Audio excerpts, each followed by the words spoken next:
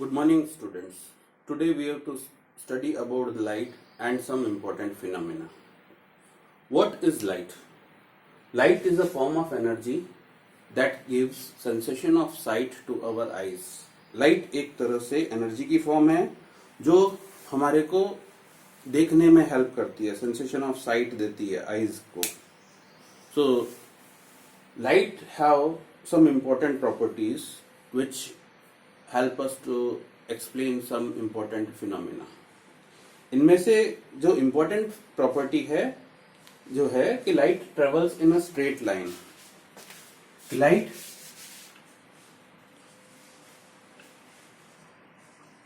travels in straight line.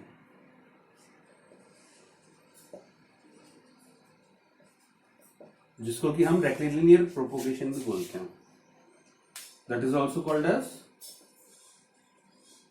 rectilinear propagation.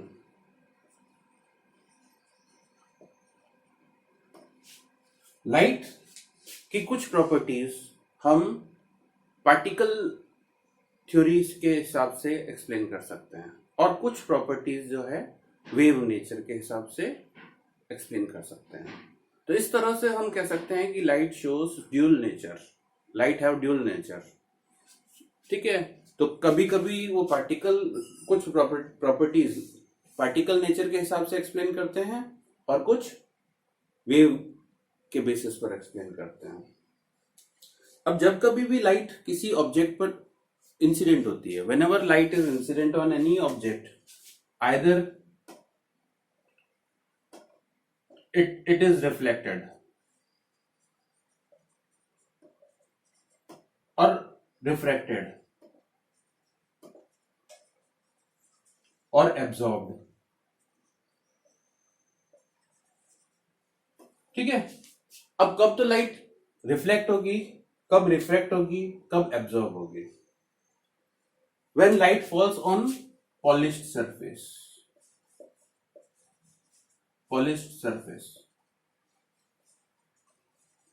then it is reflected.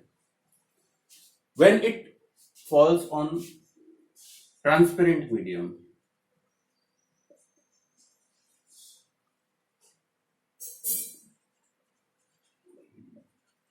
then it is refracted. When it falls on opaque object,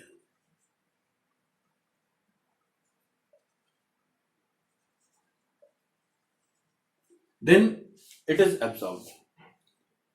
ठीक है. तो last वाला process जो है absorption, it causes shadow formation. और reflected का मतलब bouncing back of the light.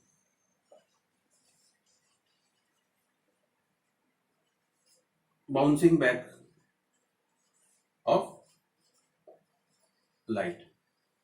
और रिफ्रैक्शन का मतलब होता है कि बेंडिंग ऑफ द लाइट.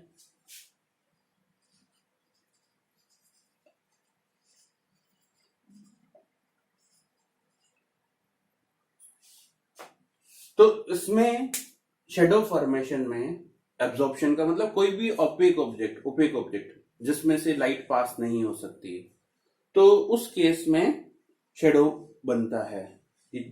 जैसे लूनर एक्लिप्स और सोलर एक्लिप्स जो होते हैं वो शेडो फॉर्मेशन के कारण होते हैं. And these are caused due to absorption of light. कि जब वो ऑब्जेक्ट बीच में आ जाएगा, चाहे अर्थ हो चाहे मून हो, तो उस पोर्शन वाली लाइट हमारे तक नहीं पहुंचेगी. अब हमारे को डिटेल में अभी रिफ्लेक्शन ऑफ लाइट के बारे में पढ़ना है. Now what is reflection? Reflection का मतलब है कि when light falls on polish surface, कोई भी पॉलिश सरफेस पर जब लाइट इंसिडेंट होगी तो वो वापस से बाउंस बैक होकर के उसी साइड में आ जाएगी. ये जो लाइट जा रही है उसको हम इंसिडेंट रे बोलते हैं. और ये वापस जो लाइट लौट के आ रही है उसको रिफ्लेक्टेड रे बोलते हैं. और जहां पर पॉइंट ऑफ इंसिडेंस है, जहां पर इंसिडेंट रे मिरर से टकरा रही है, वहां पर जो 90 डिग्री एंगल पर बन रही है, परपेंडिकुलर बना रहे हैं, उसको हम नॉर्मल बोलते हैं, नॉर्मल रे। ठीक है। अब रिफ्लेक्शन दो तरह का होता है, जो अभी हम स्टडी कर रहे हैं वो है रेगुलर रिफ्लेक्शन।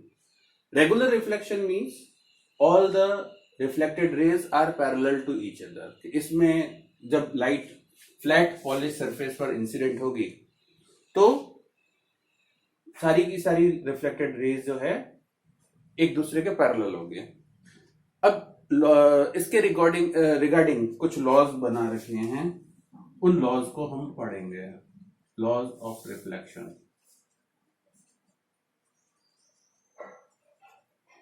फर्स्ट लॉ ये कह रहा है कि ऑल थ्री रेज, इंसिडेंट रे,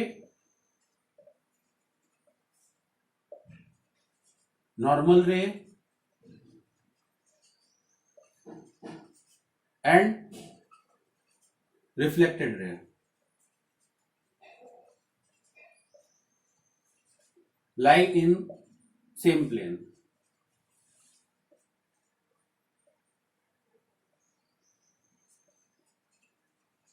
इसका मतलब है कि ये तीनों रेज जो है, इंसिडेंट रे, नॉर्मल रे और रिफ्लेक्टेड रे, ये किसी एक फ्लैट सरफेस पर है। कोई भी रे इस फ्लैट सरफेस से बाहर नहीं जा रही। ठीक है। सेकेंड लॉ जो है ये कह रहा है कि angle form between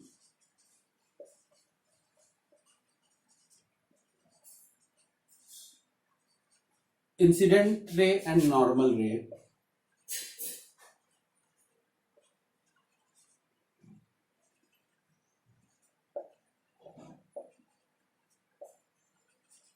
is equal to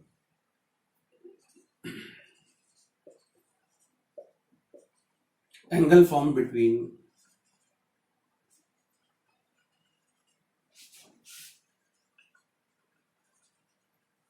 normal ray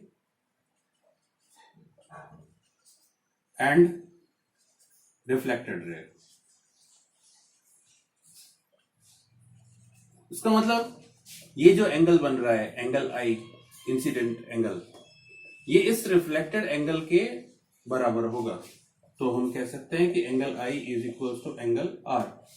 so these are the two laws related to reflection of light from plane mirror. कि जब प्लेन मिरर से लाइट रिफ्लेक्ट होती है या जनरल रिफ्लेक्शन होता है तो उसमें ये दोनों लॉज काम में लेते हैं।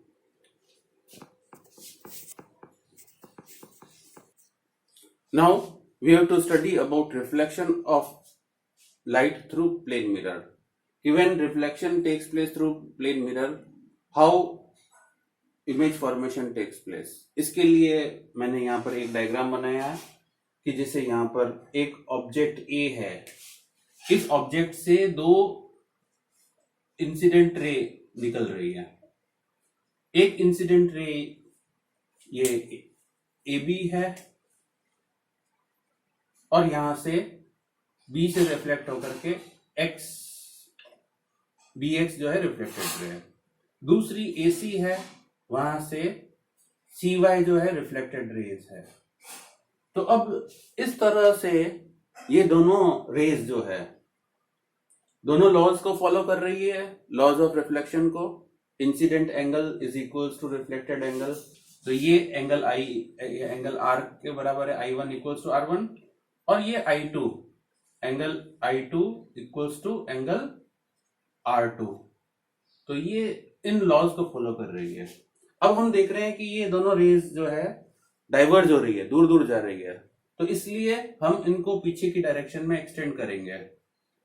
ये दोनों पीछे एक्सटेंड करने पर इस A' पॉइंट पर इंटरसेक्ट कर रही है। ठीक है। तो अब जो इमेज बनी, ये इमेज है, this is object and this is image. What are the properties of image?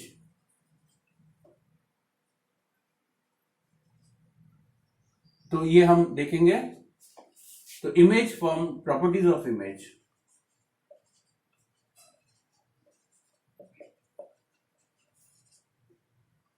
Image formed is virtual,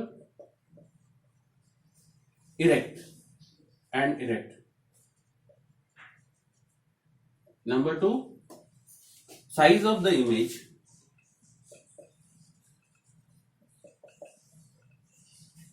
is equal to size of object.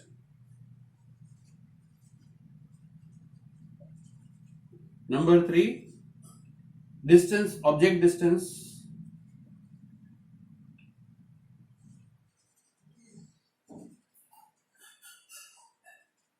is equal to image distance.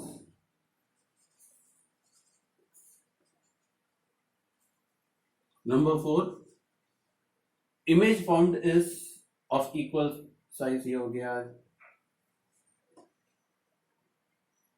Image formed is literally inverted.